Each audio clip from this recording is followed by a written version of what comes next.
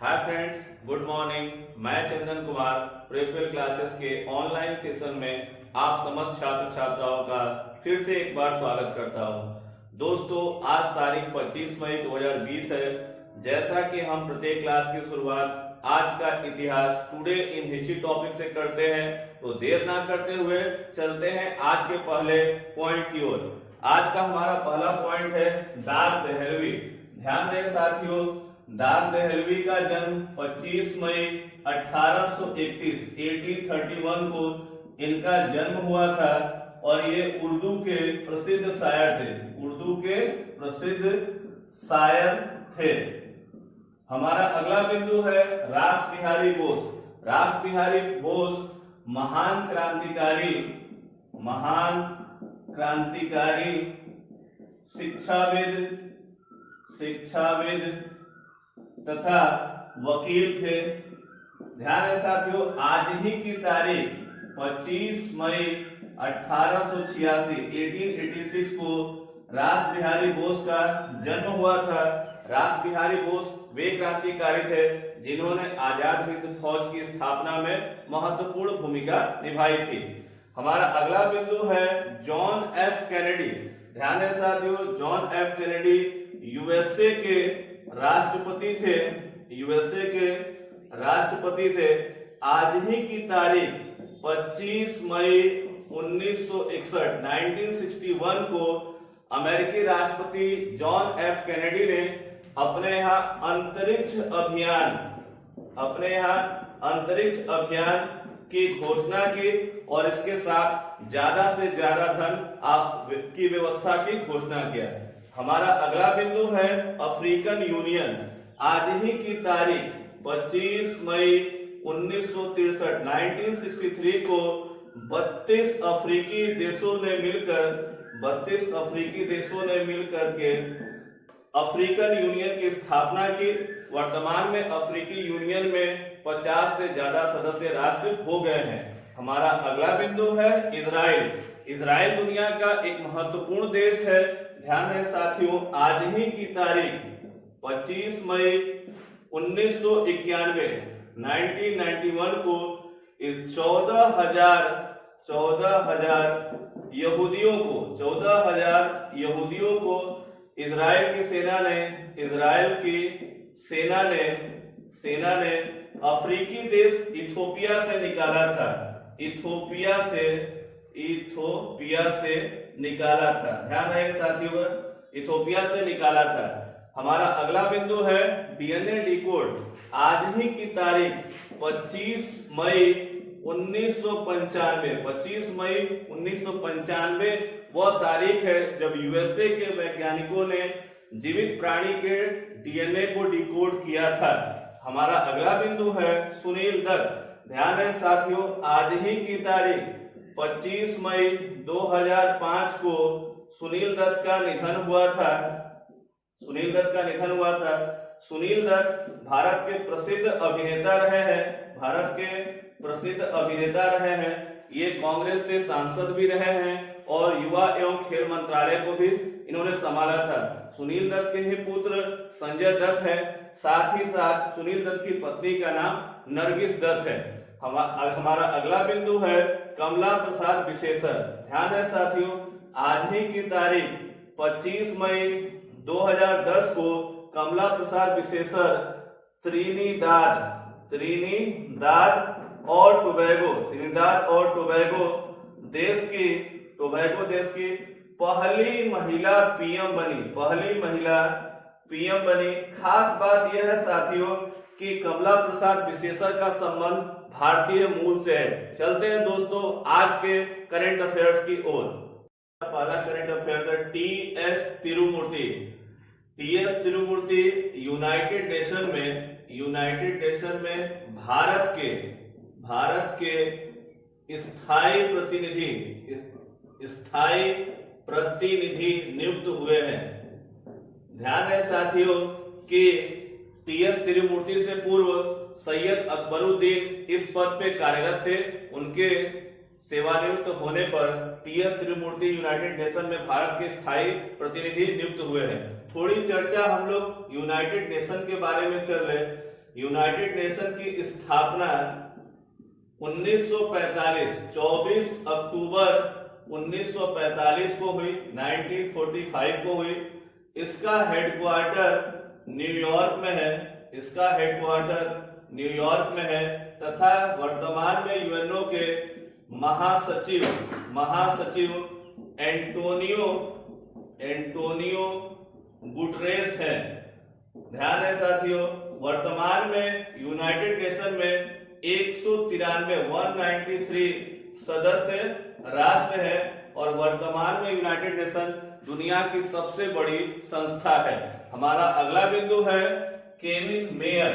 Kevin mayor चीन की company जो काफी प्रसिद्ध और लोकप्रिय इस समय हुई है, जिसका नाम है टिकटॉक। ध्यान है साथियों, टिकटॉक एक शॉर्ट वीडियो ऐप है और इसका संबंध चीन देश है। तो हाल ही में केविन मेयर को टिकटॉक का नया सीईओ नियुक्त किया गया है। सीईओ का फुल फॉर्म होता है चीफ एग्जीक्यूटिव ऑफिसर। हमारा अगला बिंदु है नाओमी ओसाका। नाओमी ओसाका का संबंध जापान देश से है। ध्यान है, जापान देश से है। जापान की ये महिला टेनिस खिलाड़ी है। खास बात यह है कि नाओमी ओसाका को फोर्ब्स ने, जो दुनिया की प्रतिष्ठित पत्रिका है फोर्ब्स, उसने सबसे कमाई वाली खिलाड़ी घोषित किया है। ध्यान रहे साथियों, इन्होंने अमेरिका की टेनिस खिलाड़ी सरेना विलियम्स और वीनस विलियम्स को भी पछाड़ दिया है और यहां तक कि 2005 में सर्वाधिक कमाई करने वाली रूस की स्टार खिलाड़ी मारिया शारापोवा को भी पछाड़ दिया है। तो फोर्ब्स के अनुसार दुनिया की सबसे ज्यादा कमाई करने वाली खिलाड़ी बन गई है कौन? Naomi Osaka.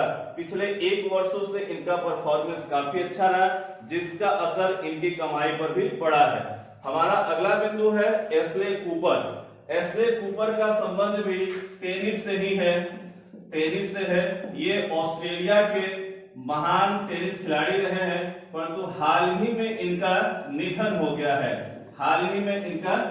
गया है। थोड़ी चर्चा हम लोग ऑस्ट्रेलिया पे कर ले। ऑस्ट्रेलिया की राजधानी कैनबरा है और वर्तमान में ऑस्ट्रेलिया के प्रधानमंत्री स्कॉट मॉरिसन हैं। हमारा अगला बिंदु है फीवर क्लिनिक।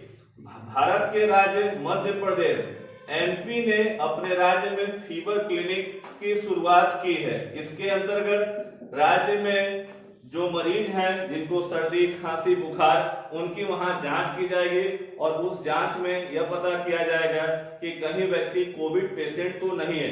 हाल के समय में मध्य प्रदेश सरकार ने कई प्रमुख योजनाओं की घोषणा की है, जिसमें चरण पादुका योजना, FIR आपके द्वार योजना प्रमुख है और वर्तमान में मध्य प्रदेश के सीएम शिवराज सिंह चौहान हैं, जो 4 बार सीएम बने हैं। हमारा अगला बिंदु है हरियाणा सरकार।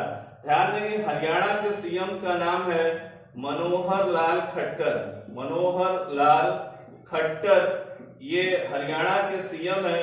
इन्होंने घोषणा किया है कि राज्य के सभी खेल संस्थाओं स्टेडियमों को क्या जाए, खोल दिया जाए। कोविड के कारण राज्य के सभी स्टेडियम और सभी खेल संस्थाओं पर लगभग रोक लगा दी गई थी कोविड के प्रसार को रोकने के लिए, पर हरियाणा सरकार ने अब घोषणा कर दिया है कि सभी स्टेडियम और खेल संस्थाएं खोली जाएं ताकि धीरे धीरे जीवन जो है सामान्य हो सके। हरियाणा की राजधानी चंडीगढ़ है। हमारा अगला बिंदु है राष्ट्रमंडल दिवस। प्रत्येक वर्ष 24 मई को राष्ट्रमंडल दिवस मनाया जाता है। 24 मई को ही राष्ट्रमंडल दिवस इस कारण मनाया जाता है क्योंकि ब्रिटेन की महारानी विक्टोरिया का जन्म 24 मई को ही हुआ था। खास बात है साथियों कि राष्ट्रमंडल दुनिया में वर्तमान में 54 सदस्य राष्ट्र देश है, 54 सदस्य राष्ट्र हैं, जिनको हम लोग कॉमनवेल्थ नेशन भी कहते हैं। ऐसे राष्ट्र जो कभी ब्रिटेन के उपनिवेश या गुलाम राष्ट्र हैं, उन्हें ही राष्ट्रमंडल देशों का दर्जा प्राप्त होता है। एक प्रश्न अक्सर पूछा जाता है कि किन देशों में हाई कमिश्नर की नियुक्ति की जाती है, तो ऐसे देश जो राष्ट्रमंडल देश है वहां पर हाई कमिश्नर की नियुक्ति की जाती है, और जो देश कॉमनवेल्थ के नेशन नहीं है वहां पर प्रतिनिधि नियुक्त किए जाते हैं एम्बेसडर के रूप में। हमारा अगला बिंदु है शॉपिंग मॉल से संबंधित। उत्तर प्रदेश की सरकार ने, यूपी सरकार ने घोषणा किया है कि अब राज्य के शॉपिंग मॉल्स में शराब, वाइन बेचे जाएंगे, परंतु शर्तों के साथ। हमारा अगला पॉइंट होगा साई इंग-वेन। ध्यान रहे साथियों, साई इंग-वेन ताइवान की लगातार दूसरी बार सेकेंड बार राष्ट्रपति बनी है। खास बात यह है साथियों कि साई इंग-वेन ताइवान की राष्ट्रपति बनी है। चीन और ताइवान के बीच में इन दिनों काफी मुश्किलें चल रही है, क्योंकि चीन ताइवान को अपना हिस्सा मानता है। क्योंकि एक समय तक ताइवान चीन का ही हिस्सा था, परंतु वह फिर स्वतंत्र हो गया। खास बात इस बार यह रही है कि भारत सरकार ने अपने 2 सांसदों मीनाक्षी लेखी और राहुल कासवान, नाम याद रखेंगे साथियों, मीनाक्षी लेखी और राहुल कासवान 2 ऐसे सांसद हैं जो वर्चुअली इनके शपथ ग्रहण समारोह में शामिल हुए। क्योंकि इस समय कोविड का दौर चल रहा है और अंतरराष्ट्रीय फ्लाइट लगभग कैंसिल चल रही है, इसलिए भारत के हो या अन्य देशों के सांसद या प्रधानमंत्री नहीं पहुंच सके। क्योंकि पिछली बार के शपथ ग्रहण समारोह में कोई भी भारतीय व्यक्ति शामिल नहीं हुआ था, परंतु इस बार भारत ने अपने 2 सांसदों को इस शपथ ग्रहण समारोह में वर्चुअली भेजा। वो है मीनाक्षी लेखी और राहुल कासवान। क्योंकि चीन लगातार इसका विरोध कर रहा है। चीन का कहना है कि ताइवान उसका आंतरिक मामला है, कोई भी देश इसमें दखलंदाजी न करे। और तो भारत का भी कहना है कि भारत में जम्मू कश्मीर का जो मामला है वो उसका आंतरिक मामला है, उसमें चीन हस्तक्षेप न करे। हमारा अगला बिंदु है मिजोरम। मिजोरम भारत का एक पूर्वी राज्य है। मिजोरम राज्य ने अपने यहाँ खेलों को उद्योग का दर्जा दे दिया है। क्या दिया भाई? खेलों को उद्योग का दर्जा दिया है। ये प्रश्न बहुत ही महत्वपूर्ण होगा कि किस राज्य ने खेलों को उद्योग का दर्जा दिया है, तो मिजोरम राज्य ने, जरूर याद रखेंगे। हमारा अगला बिंदु है 3D न्यूज एंकर। चीन दुनिया का पहला ऐसा देश बन गया है जिसने अपने यहाँ 3D न्यूज एंकर को लॉन्च किया है। चीन ने क्या किया है? अब दुनिया का पहला ऐसा देश बन गया जिसने अपने यहाँ 3D न्यूज एंकर को लॉन्च किया है। चीन के बारे में हाल में लगातार चर्चा होती रही है कि चीन ही वह दुनिया का देश है जिसकी वजह से आज पूरी मानवता संकट में है। कोविड-19 का प्रसार चीन के वुहान शहर से ही शुरू हुआ और आज दुनिया के 170 से 180 देश जो है वो भयंकर रूप से कोविड से लड़ रहे हैं। हमारा अगला बिंदु है डार्क वेब। ध्यान रहे साथियों, इसे भी मोस्ट इंपोर्टेंट कर लेंगे, क्योंकि डार्क वेब वह व्यवस्था भारतीयों की जानकारी लीक होने के कारण यह चर्चा में आया। भारतीयों की जानकारी लीक होने के कारण यह चर्चा में आया। यह लगभग भारत के 2.9 करोड़ लोगों की जो खास जानकारियां हैं वो लीक हो गई है। और यह एक डार्क वेब एक सामान्य सर्च इंजन की तरह ही है, परंतु इसके कारण कई भारतीयों की जानकारी लीक हुई है। हमारा अगला बिंदु है जीन फ्रैंकोइस वान बॉक्समेकर। ये वोडाफोन समूह के अध्यक्ष बने हैं। वोडाफोन समूह के नए अध्यक्ष बने हैं। वोडाफोन समूह के नए अध्यक्ष। वोडाफोन दुनिया की मशहूर कंपनी है, भारत में भी इसका प्रसार है। यह मुख्य रूप से यह कंपनी ब्रिटेन से संबंधित है। इसका हेडक्वार्टर लंदन में है और निक रीड जो है इसके क्या है? सीईओ। निक रीड याद रखेंगे। वोडाफोन के सीईओ कौन है भाई? तो निक रीड। और वोडाफोन की स्थापना कब हुई थी? 1991 में। और इसका हेडक्वार्टर कहाँ है? तो लंदन में। और हाल ही में जीन फ्रैंकोइस वान बॉक्समेकर वोडाफोन समूह के नए अध्यक्ष बने हैं। हमारा अगला बिंदु है जेवर एयरपोर्ट। यह भी काफी चर्चा में चल रहा है साथियों। उत्तर प्रदेश के नोएडा के पास जो जेवर नामक गांव है, वहां पर भारत का सबसे बड़ा अंतर्राष्ट्रीय एयरपोर्ट बनाने की घोषणा हुई है। गृह मंत्रालय ने भी इसको मंजूरी दे दी है। खास बात है कि जेवर एयरपोर्ट कहाँ, तो नोएडा में। इस एयरपोर्ट का निर्माण स्विट्जरलैंड देश की कंपनी करेगी। स्विट्जरलैंड देश की कंपनी करेगी। स्विट्जरलैंड एक यूरोपीय देश है। स्विट्जरलैंड की राजधानी बर्न है। हाल ही में स्विट्जरलैंड के टेनिस खिलाड़ी रॉजर फेडरर वह पहले जीवित व्यक्ति बन गए हैं जिनके जीवित रहते ही उनके नाम पर मुद्रा का प्रसार शुरू हुआ है। तो याद रखेंगे, जेवर एयरपोर्ट को कहां की कंपनी बनाएगी, स्विट्जरलैंड की कंपनी बनाएगी। और जेवर एयरपोर्ट का संबंध कहां है, उत्तर प्रदेश के नोएडा से। हमारा अगला बिंदु है thyroid issues mother and baby. ध्यान है साथियों, यह थीम है, यह क्या है, थीम है। 25 मई को विश्व थायराइड दिवस मनाया जाता है। इस वर्ष की यह थीम है। 2020 के वर्ल्ड थायराइड डे की थीम क्या है, तो thyroid issues mothers and baby. ध्यान है साथियों, आपको हमारा वीडियो अच्छा लगता हो तो इसे शेयर करें, सब्सक्राइब करें, बेल आइकन का बटन दबाना ना भूलें और अपने कमेंट लिखते रहें। नमस्कार साथियों, धन्यवाद।